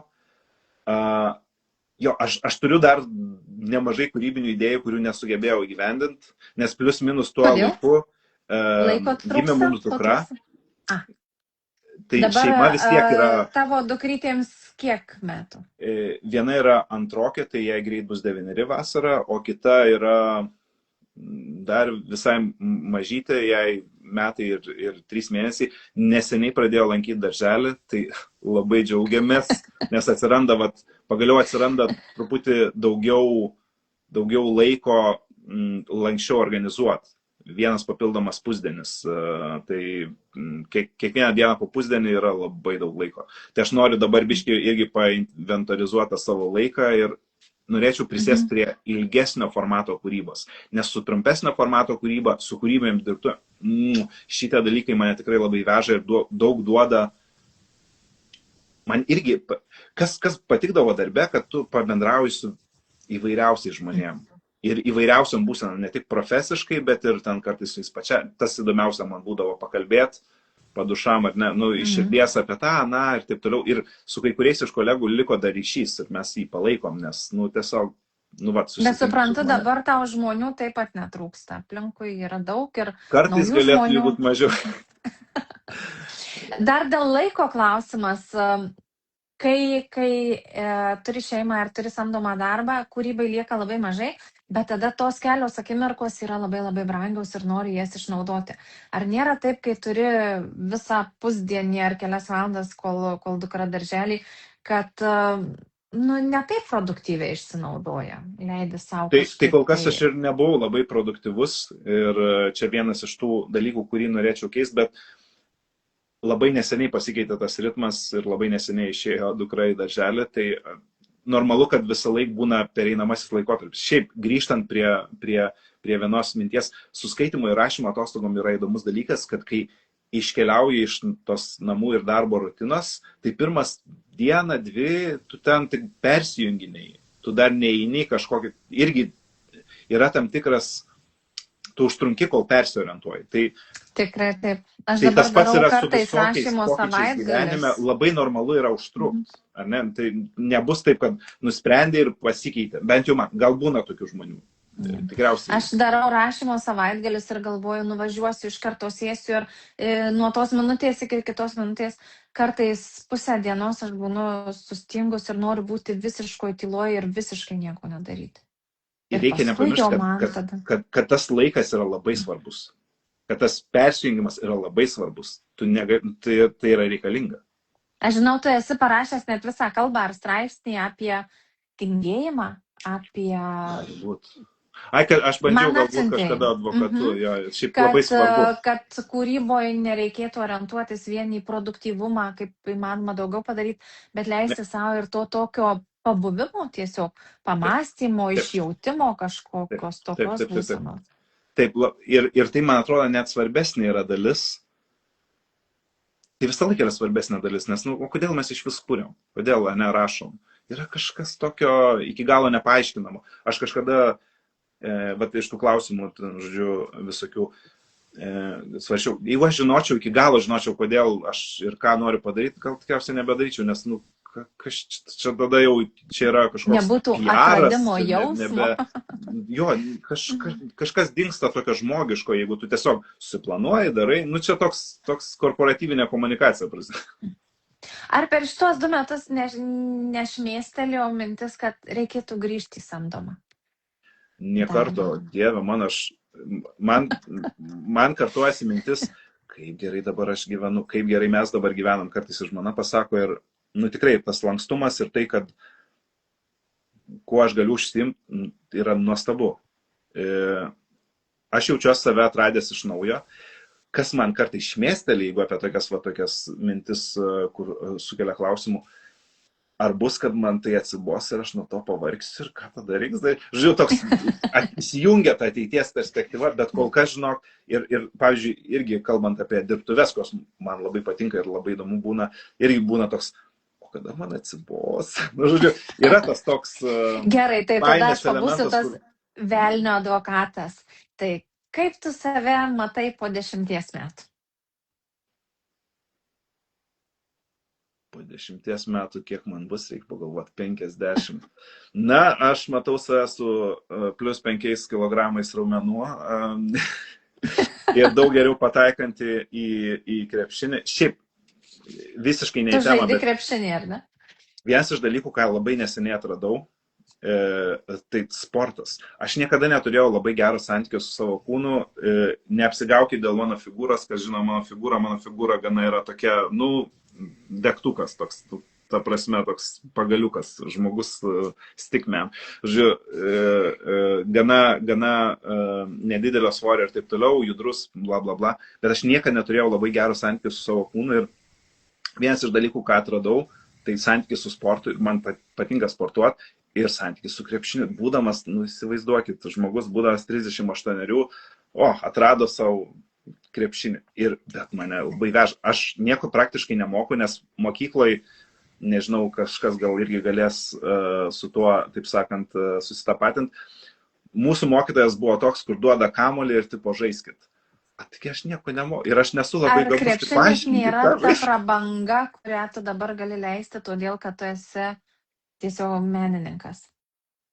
Menininkas, kuris nori rašyti eilėraštį. Žiūrėjau, ką aš norėjau pasakyti, atsakydamas į tavo 10 po klausimą, tai rašysiu eilėraščius, žaisiu krepšinį ir tikiuosi būti bent porą romanų parašęs. Tai va taip turėtų atrodyti mano gyvenimas. Aha, vienas iš mano klausimų ir buvo, ar nenorėtum parašyti romanų? Aš norėčiau. Turėtų būti. Ar esi pradėjęs, ar esi galvojęs, ar paplanavęs? Aš esu vieną pradėjęs, nežinau, ar prie jo grįšiu, nes kartais yra bloga mintis grįžti prie to, kas buvo pradėta ir nebaigta. Ir turiu naują, ir turiu fragmentų įvairių. Ir, nu, va, dabar, kadangi vyksta tas persijungimas, aš labai norėčiau prie jo sėsti. Turiu pavadinimą, kuris šiaip, nežinau, ar reiks keisti, nes yra kažkokia laida tokiu pavadinimu LRT. Tai mane labai užkniso, kai pamačiau. Aštuonkojais vadinsis, žodžiu, mano tas romanas, nesmė. Tai žiūrėsim, ar reiks keisti, ar bus darbinis pavadinimas, ar galutinis. Variams. Bet taip, yra ką reikia. Kaip atrodo tavo darbo diena? O, yra visai ankstyva. Tai aš keliuosi prastai 6, tada yra truputį pasirūpinti vaikais, ten taip toliau, jas išruošti, kažkiek minimaliai pajudėjimo sporto, tam, kad irgi pabudint kūną. Tada lydėjimas, tai čia kalbėkime apie 5 tas darbo dienas, nes savaitgalį vėl ten truputį kitokia. Tada yra palydėti dukrą į mokyklą ir kitą dabar į darželį. Tada grįžtu ir turiu tą kišenę produktyvaus laiko, priklausomai nuo to, ar aš kažkur išvykstu į dirbtuves, tada visas tas laikas būdas skirtas tam, nes yra kelionė, dirbtuvių vedimas, grįžimas, tai čia viena iteracija būtų. Jeigu ne, trumpai skiriu laiko paskaityti, susikaupti, pabūti su savim, su savo mintim. Esu kelis kartus bandęs rašyti dienoraščius, bet man su dienoraščiais nesiseka. Tada kažkiek skiriu laiko visokiems tokiems administraciniams darbams, ar tai būtų sąskaitos, ar būtų rašymas socialiniuose tinkluose, taip toliau, ar įrašų įkelimas, bla bla bla, šitie dalykai. Kartais čia įsiterpia kas 2, kas 3 dieną šiek tiek sporto. Okay. Ir kažkiek irgi gabaliukas yra rašymui, kūrybai.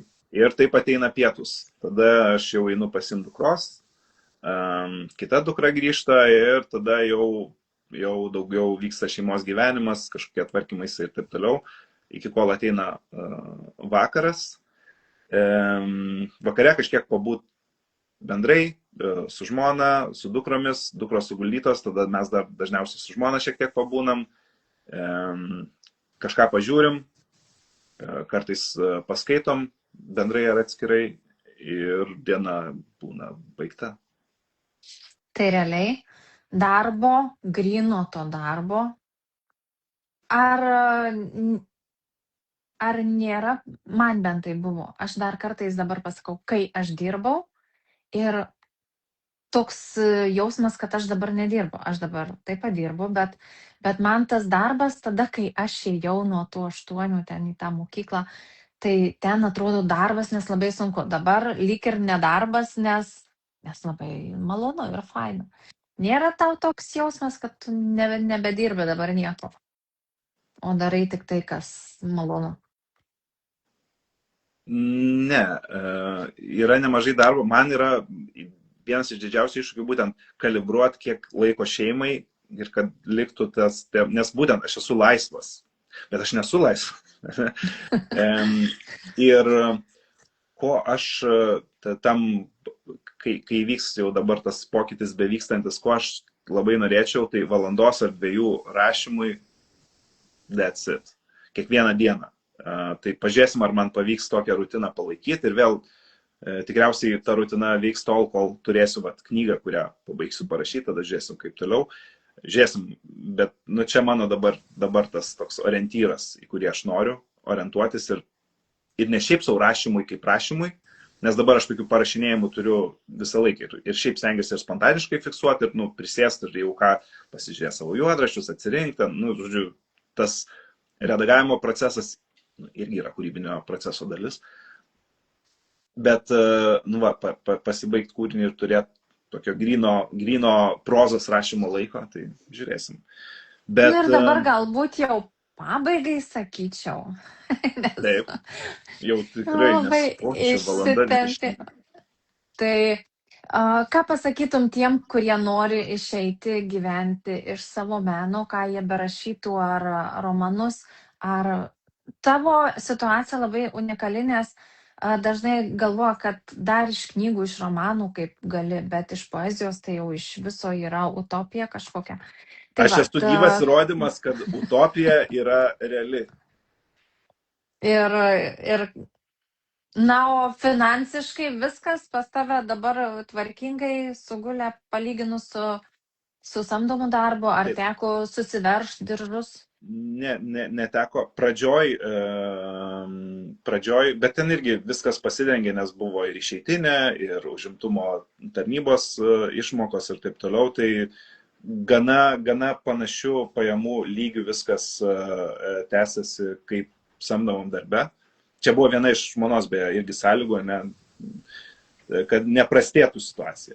Gal ten stipriai nepagerės, bet geriau būtų, kad neprastėtų. Nors vėl, čia gal irgi specifinis dalykas toms, kurios klausosi, gal visai pažįstamas, nes mano žmona už mane daugiau uždirbo jau tada, kai aš dirbau ir samdomam darbe. Tai čia vėl toks tas šeimos etapas, tai jeigu kalbam apie moteris, dažniausiai vyrai, dažniau, man taip atrodo, nežinau, aš statistikos nežinau, bet daugiau uždirba už moteris, tai vėl čia yra visai palankus etapas. Ką aš palinkėčiau, tai vienintelio dalyko - drąsos. Ir ta drąsa kyla iš savęs pažinimo ir žinojimo, ką tu iš tiesų nori daryti. O visa kita... Tai žodžiu, jeigu norisi, tai nerti stačia galva? Bet aš tai stačia galva nenėriau. Ne, tai buvo ilgas procesas.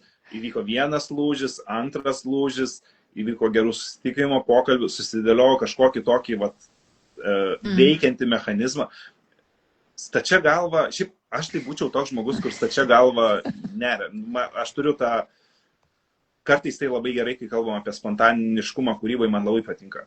Nes tu pataikai arba ne, bet tai vis tiek labai gyva yra. Bet gyvenime kartais su to spontaniškumu gali stipriai nudegti. Žodžiu, gyvenime į nepažįstamus vandenis ant galvos geriau nešokti. Geriau nešokti, geriau žinot, kas tam šoko, ar ten gilu, ar ne. Jo, gerai yra susidėliot, kad būtų bent jau pirmi žingsniai konkretus. Vėl, aš tikiu, kad procese atsiras tas labai daug, šitam irgi mano procese davė žmonės. Vienas tą mintį pasakė, kitas tą parodė ir tai yra nuostabu. Arba tie, kurie apskritai prisideda prie tos mano kūrybos, man tai yra neįtikėtina, kad yra tiek žmonių, kurie nori kažkaip konkrečiai prisidėti. Tai aš tikiu, kad daugumai kuriančių atsirastų tokių žmonių, kurie tinkama linkme pastumėja ir taip toliau. Bet svarbu yra bent pirmi žingsniai ir drąsa. Drąsa, bet labai svarbu ir artimųjų palaikymas. O taip, Jeigu mano va tave žmonai, šeima taip palaikė, mane sakant, taip pat šeima labai palaikė. medalis, visa medalių kolekcija.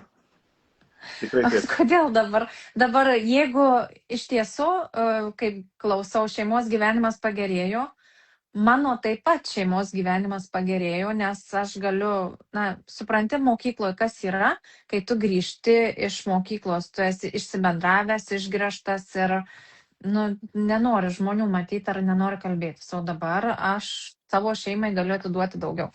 Tai va, tai kaip girdėjau, kad nesigaili sprendimų. Čia labai jau lietuviškas būdas pasakyti, aš gyvenime nesu jautęsis taip gerai, kaip dabar jaučiuos. Ir kas mane pažįsta, jeigu nepažįsta, tai turiu tą disclaimerį uždėti. Aš pats, va čia sakau, drąsos, aš pats nesu drąsus žmogus. Aš nesu labai drąsus, aš šiaip gana bailus ir gana man užtrunka, kol priimu sprendimus ir taip toliau. Bet šitas sprendimas taip gerai pasiteisino ir aš džiaugiuosi, kad kažkur suradau tos drąsos. Nes šiaip, kas jau kas, bet aš taip puikiai suprantu, ką reiškia bijot priimti sprendimą, ten to vienokį ar kitokį. Ok, aš esu spontaniškas, bet kitas, kai pradėjai galvoti ir ten viską vertinti, yra tikrai daug netikrumo ir taip toliau, ir baimių gal normalu, bet drąsai tai netrukdo. Reikia drąsos ir to netikrumo iš tiesų yra daugiau negu samdomam darbe, yra daug neaiškumų. Ir daug tokio sviruojančio, bet tai uždega. Labai gerai. O dėl nesigailėjimo aš klausiau todėl, nes man pačiai buvo ta mintis prieš išeinant iš darbo, galvoju, ar aš nesigailėsiu, nes tuo metu sugrįžti aš nebūčiau galėjus, nei tais metais, nei kitais. Dabar jau gal aš galėčiau, bet žinau, kad kokius 5 metus tai mokyklų durys bus uždarytos, nes visur yra užimta. Ten ribotas kiekis tų darbo vietų. Tai vad galvoju, o jeigu aš gailėsiuosi, bet... Ką aš veiksiu? Ką aš darysiu? Bet žodžiu, taip, aš niekada nesijaučiau geriau. Tai va, tai Tomai, ačiū tau už labai įdomų pokalbį, už atvirumą, už tai, kad padrasinai, paskatinai ir aš tai dar norėčiau kalbėtis, bet jau taip sakant, nebent kartosim, kad.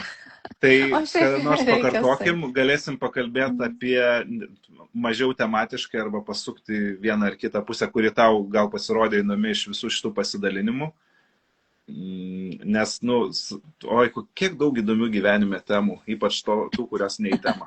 Ir skubi, ar šitą jau esi užsirašęs, ar dabar? Seniai jau, pačios geriausios temos ne į temą. Čia, taip, aš kartais paryfinu ant senų savo improvizacijų, bet man jos patinka. Žodžiu, aš visiems skatinu įsigyti tas knygas.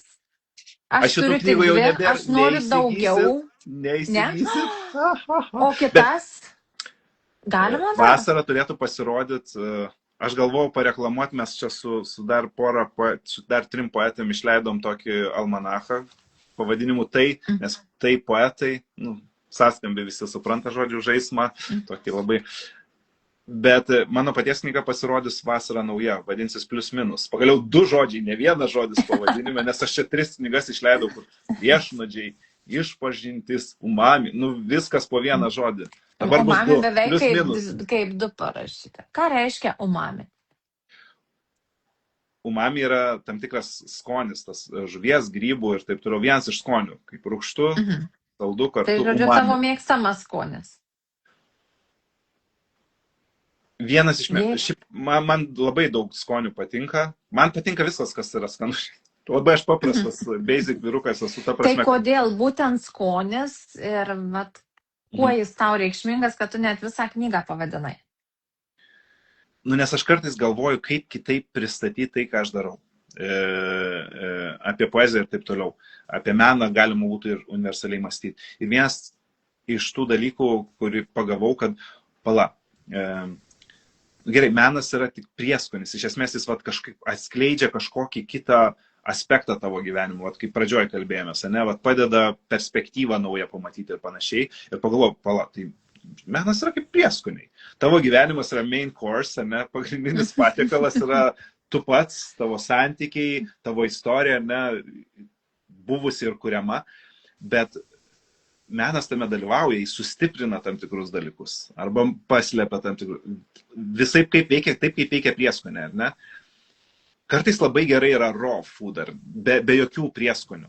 Man kartais irgi patinka ir būna valgai ir jauti nėra nei druskas, nei nieko, bet nu, geras tas skonis. Ir kartais irgi būna tokių etapų gyvenime, kai aš nelabai intensyviai klausau muzikos arba nelabai intensyviai kažkas, žodžiu, kai menas mano gyvenime irgi nelabai veikia. Būna tokių etapų. Bet kitais etapais, nu, tikrai labai smagu ir turėti knygą šalia, kurią mėgsti, ir dainą, kuri dažnai skamba, ir prisiminti kažkokį filmą arba pamatyti, nors gerų filmų rasti kaip sunku, čia atskira būtų tema. Gal čia... Vienu žodžiu, aš tai palinkėsiu gyvenimo su prieskoniais ir su menu. Ir padėkosiu tiems, kurie klausėsi, kurie čia vis pasirodė, arba dar paklausys. Jeigu dar kažkokių klausimų kils, tai aš manau, kad gali tau tiesiai rašyti, ar ne, į Instagram. Gali man rašyti, jeigu nori, į žinutes, arba čia pakomentuoti po šito įrašu, irgi stengsiuosi atsakyti, nes, nu, viena mano to dabartinio darbo dalių yra, aš ten, čia, net nežinau, kaip įvardinti. Jūs imkit mane ir skaitykite. Čia ten ar čia tarp ten ir čia. Žodžiu, ir ten, ir čia, visur kartu. Bilokacija tiesiog. Ačiū, Tomai. Nu ką, sėkmės kūryboje ir iki kitų pasimatymų. Sudie.